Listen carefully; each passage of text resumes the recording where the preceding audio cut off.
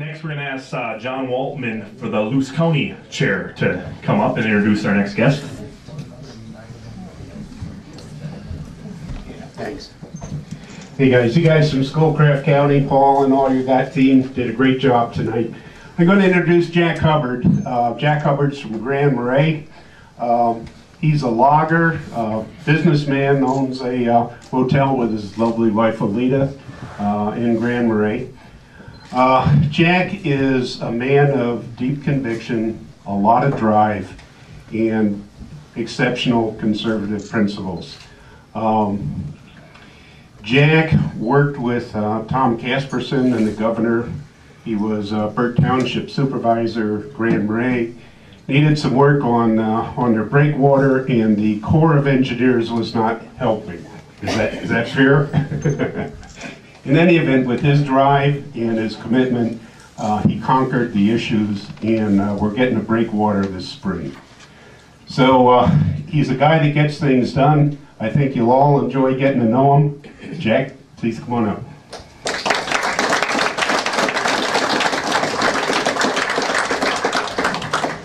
Thank you, John. Before I get started here, I have to do a couple things in order here, otherwise I'll forget. I took the liberty of passing these out to everybody's table.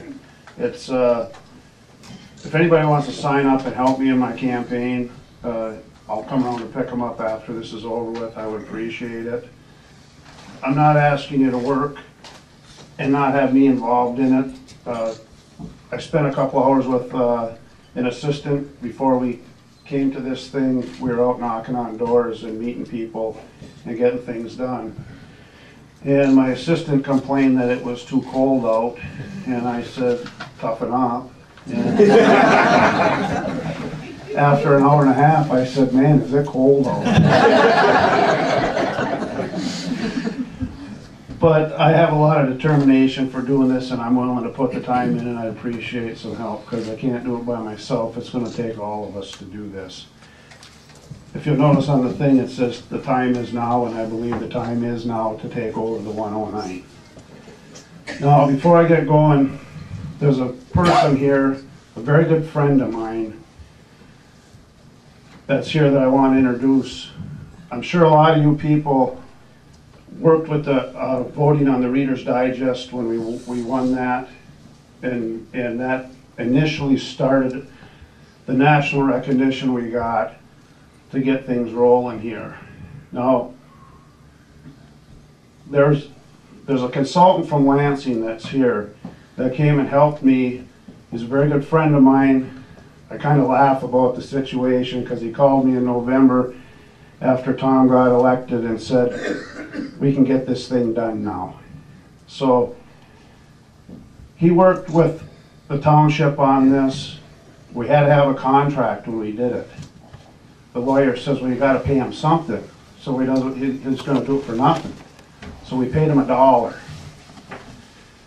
He worked tirelessly in Lansing to help get this thing done. And I'm very confident that without his help, we would have never gotten this breakwall project done in Grand Marais Harbor. And that's Scott Everett, that guy standing right back there. Let's give him a big round of applause.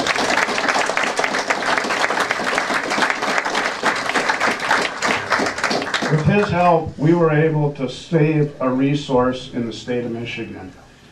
And that's what I'd like to get into tonight with you guys. We are not using our natural resources. Our natural resources are the basis of our economy. They always have been, they probably always will be. We need to be mining, we need to be logging, we need to be recreating with the tourism industry, and the state is holding us back on this. Their logging practices, or timber sale practices, I should say, have a lot to be desired. And then when they do log off state land, what do? They're putting up berms and telling us to stay out of it. They're not letting us in there. Good grief, we can't, they don't want you riding horses on state land now.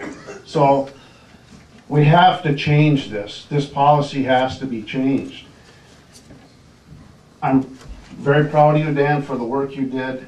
with the Forest Service, and I want all you guys running for state, or for the Senate, to listen up on this. There's what you call allowable sale quantity that the Forest Service has. They've had this since 1986. What this allowable sale quantity involves is this is the amount of timber that they need to sell in order to keep their forest healthy. They have never ever met that. Last year, I think it was 42% that they sold of their timber. We lost 1,256 direct jobs in the UP because they're not selling that timber. That's huge. 1,256 direct jobs. So how many other jobs are we losing because of that? This is an issue that should be pounded on. Why should it be pounded on? Because Debbie Stabenow is chairman of the Department of Agriculture, and they oversee the Forest Service. She's got to go.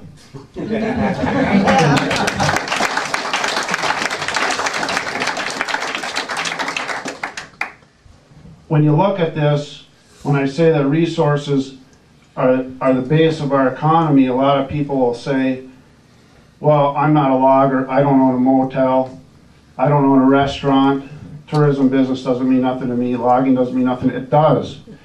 If we have a base, if we can start prosperity, if we can start an economy, other things happen. People buy vehicles, people buy groceries, there's more people that get employed off of it. And you don't know what else it's going to bring. Once you have a prosperous community, other people want to come and live in that community, and that's what we need to focus on. We need to move ahead and turn this economy around. Now's the time to do it. Gotta take a break here, my mouth is getting dry.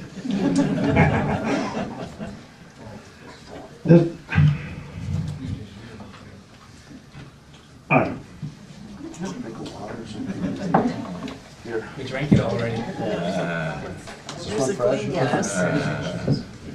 Here's a clean one. I think that's funny, don't you, Dan? Oh, no. Sorry about that. I should have brought a glass of water up here with me. The other thing I want to touch on was the school systems are always a big thing that everybody's talking about. You know, everywhere I go, we talk about the school system. There again, I believe it's in turn with the economy. You do not see a good school system in an economically deprived community. You just don't see it. This is all hinging on the economy. And I don't know how we got into this mess where we did with the economy here.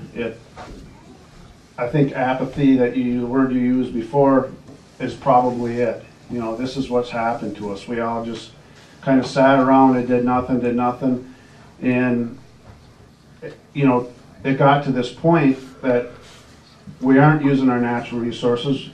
They go to start mining, we can't mine because you got to jump through all these hoops. And I think that we need to change this. And I know that with the federal issue with the allowable sale quantity, you guys say, well, what can a state representative do?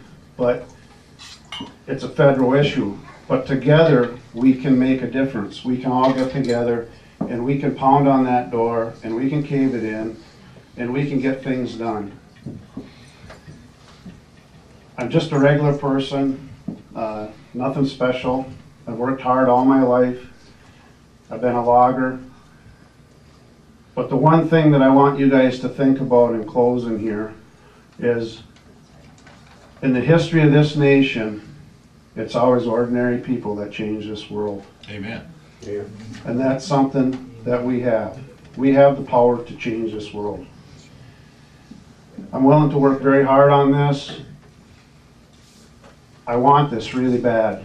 I really want to do this. I will put my heart and soul into this for you guys. I really want to represent this district, and I would greatly appreciate your support. Thank you.